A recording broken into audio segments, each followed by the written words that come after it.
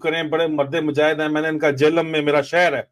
میں نے لے لیا رابطہ وغیرہ, لیکن کچھ اس طرح ہوا کہ میں نے ان سے رابطہ کیا نہیں. بس اللہ کی طرف سے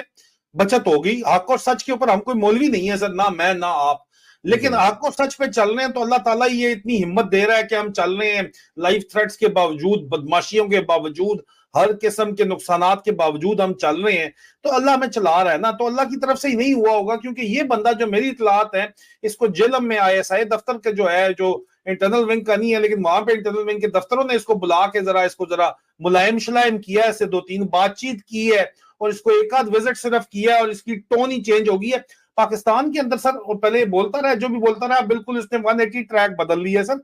افسوس کے ساتھ کہنا پڑتا ہے سر کہ پاکستان میں جتنے بھی آپ دیکھیں, مائنڈ تو لوگ بہت کریں گے, میرا اپنا پورا